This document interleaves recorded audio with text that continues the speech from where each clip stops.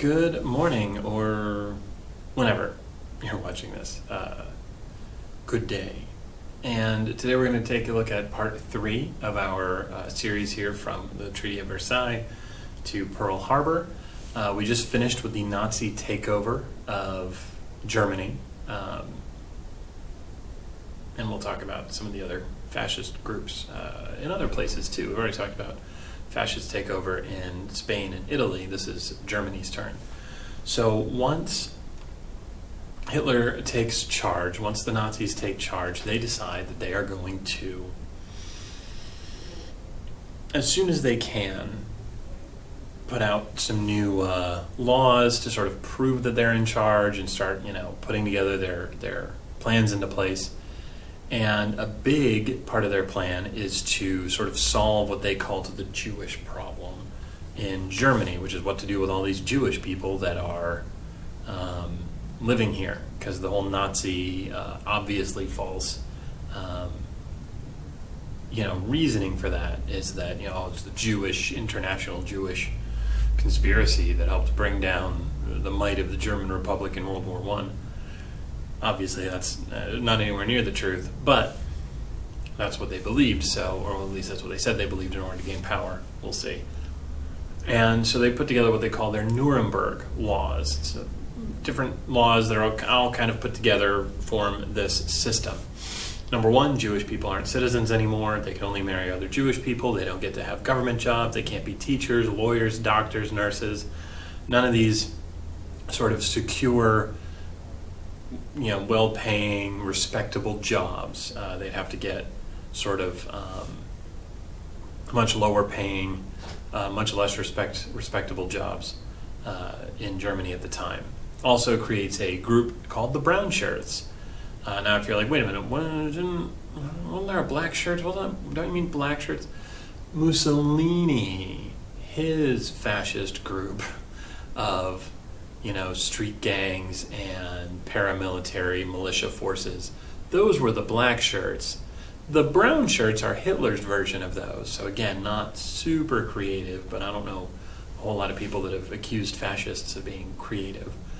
And these are the people that are specifically there to enforce these laws. And this chart over here is sort of an example of one of the things passed around to the populace to sort of let you know, are you Jewish? How Jewish are you? Which of these Nuremberg laws do you have to follow?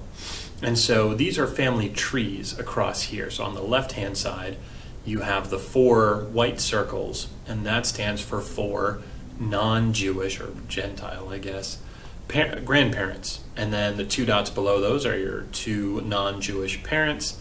And then the dot below there with the cross through it, that's you, non-Jewish. And then you're supposed to marry a non-Jewish person, have non-Jewish kids. So that's like what applies to your family. You're good as far as the laws are concerned. Now, if one of your grandparents is Jewish, then one of your parents is half Jewish. That's the 1 black circle on the next column, and then the 1 sort of half black circle below it. And then the U thing, little thing with the cross in it, one of those quarters is filled in, and now some of, but not all, of the Nuremberg laws apply to you. If you have 2 Jewish grandparents, you have 2 half-Jewish parents, therefore you're half-Jewish, therefore more of the Nuremberg laws apply to you. Now, if you have more than 50% of your heritage being Jewish, so 75% like in the next one, or 100% in the one after that, then they consider you fully Jewish, and therefore you have to follow all of these Nuremberg laws. And if you're wondering, well, who would even care about going back to their grandparents and getting percentages like that? People do that today, but not for like anti-Semitic Nazi laws, just like, for fun to see like where they came from. But if you're wondering who would use that in a bad way to make sure these laws are enforced on these people and they can't live where they want to live and they can't do the job they want to do and they can't marry the people they want to marry, then Hitler sort of kind of absolutely got this idea from America. Doing the black people, that I mean, that's where they got it from. That's 100% where they got it from. And it's not the only thing the Nazis are going to get from American laws and American ideas, but that's one of them, and that's like from the Jim Crow South. So one of the first big sort of coming out parties for the brown shirts is Kristallnacht. I'm not pronouncing that very well. My German pronunciation is not very good, and it also has a strong American accent to it. But it's the Night of Broken Glass, is the English translation. And secret police, brown shirts, other anti-Jewish groups, civilians who just kind of wanted to get in on it, got their weapons, got their guns, got torches, got hammers, got, anything they could use, clubs, as weapons. And they're basically given free rein to do whatever they want to the Jewish sections of town. So they bash in windows, steal a bunch of stuff, kill a bunch of Jewish shop owners and people. Drive out a lot. Injure a whole lot of them. I don't think they killed a ton that night, but they certainly injured a whole lot of them. Killed more than a few, and burned down houses, synagogues, businesses. After breaking into them and stealing anything that they thought might be valuable first, of course. And the official German government position was, oh gosh, what a terrible thing to have happen. Now, we can't really blame patriotic Germans for rising up and defending themselves from, these Jewish people that the Nazi government was trying to teach everyone are bad and, not to be trusted. But it was the government's official position that, the government didn't have anything to do with this, which was, of course, a lie. It was put together, planned, encouraged, set up by the government to have anti-Jewish groups do exactly what they did. Because they wanted to prove that they're in charge, they can do whatever they want, and they have the power, which is very important for a fascist government to sort of have. So here we have a picture with Neville Chamberlain on the left, the Prime Minister of England. If you've seen Netflix's The Crown, and then you've seen this guy, I think he's back in the first season. Then over here on the right, you of course have Hitler. You can tell by that just terrible haircut and just the really dumb looking mustache, and then obviously the swastika armband. And I know as a history teacher, I'm supposed to be unbiased when I teach history and say, well, here are the facts and you can decide on things. And for the most part I will, but with Nazis I won't. Especially with Hitler, I won't, because Nazism is an inherently violent and murderous ideology that doesn't really have a place in the modern world. So, if I were actually sorry, that's where I would have apologized, but I'm not. So, I'm not. So they put together this treaty at the Munich conference. That's where that picture was taken. That's why. Neville Chamberlain, the Prime Minister of England, and Hitler are shaking hands and smiling so nicely at each other. England, at least, and France and some of the other countries, had realized the Treaty of Versailles was pretty much gone by this point. Officially, it was still on the books. Officially, people were supposed to follow it, but what do words on paper mean? Mussolini had already broken it by building up his military and invading northern Africa. Emperor Hirohito had already broken it, we talked about last time, by building up the military in Japan and invading China and Southeast Asia.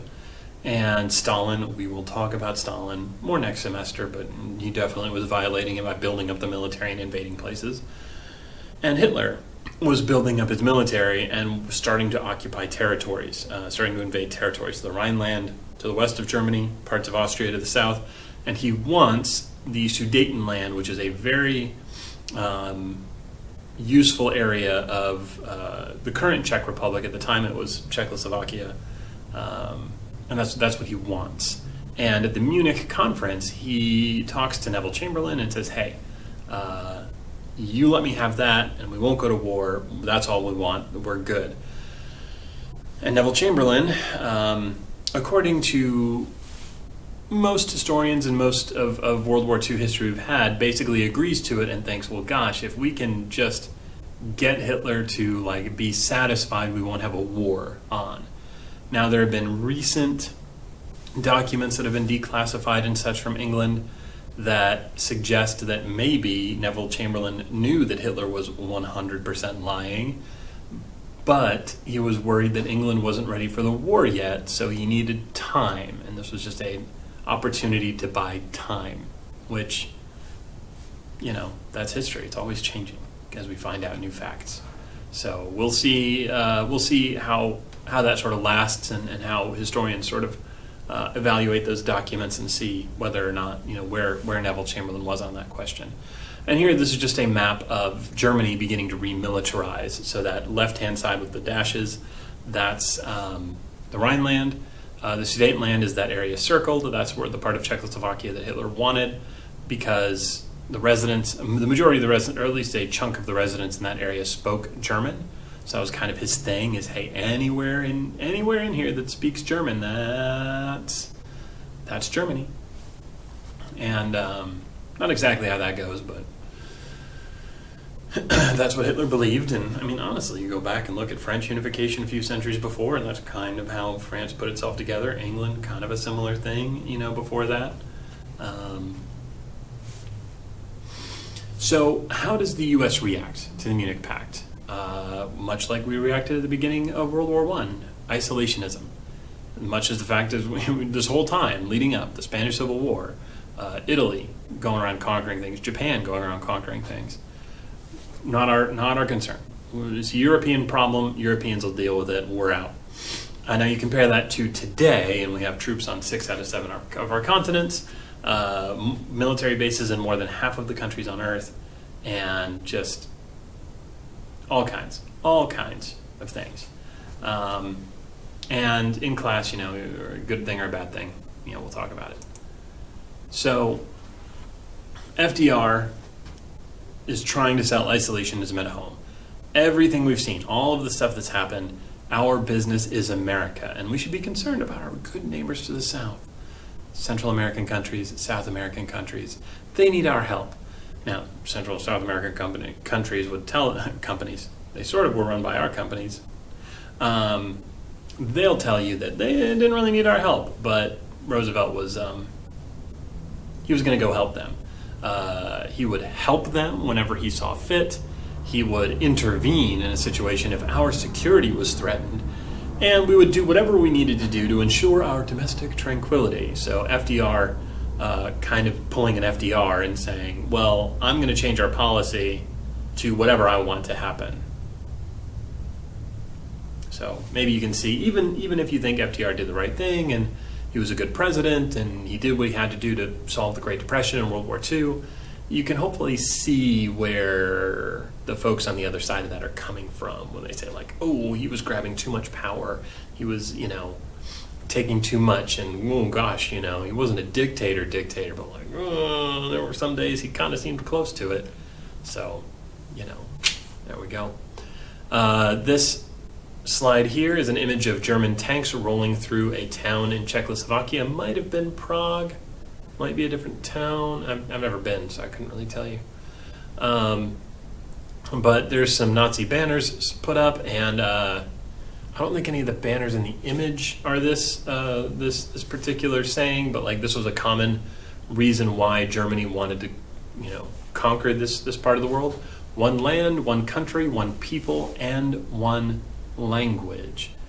Any territory that's had a good amount of German speakers was part of Germany, according to Hitler. They just needed to make it happen. So probably a good thing the U.S. didn't speak German. Would have made things a little more complicated as far as the war went. So after the Munich conference, Hitler, for pretty fair reasons, believed that he could do whatever he wanted in Europe, and France and England would do nothing to stop them and could do nothing to stop him.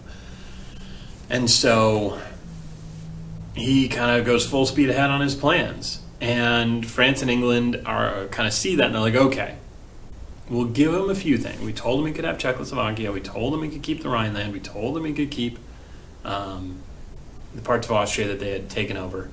But if he invades Poland, that's it. We're going to war.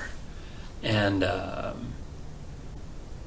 Germany was kind of looking at Poland, but they were looking past Poland at the Soviet Union. One of the big reasons Germany lost World War I, remember, is they had to fight a war on two fronts. They had to fight France on one side, Russia on the other, and they didn't want to have a repeat of that. So he calls up Joseph Stalin and basically says, hey, look, I know we're not going to be allies, we're not going to be friends, but maybe we split Poland?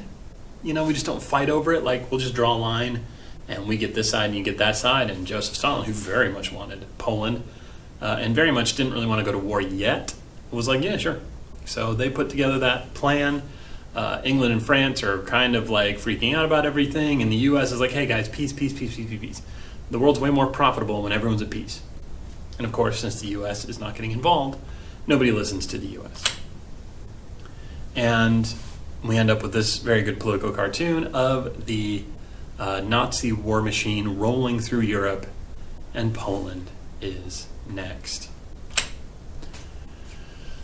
And then we have the beginning of World War II because, like Hitler had been planning, on September 1st, 1939, Nazi Germany invades Poland, France and Britain declare war on Germany, and then Russia scoops in and picks up their half of Poland. And the U.S. response is isolationism. We are not getting involved. Like, Europe deals with Europe's problems.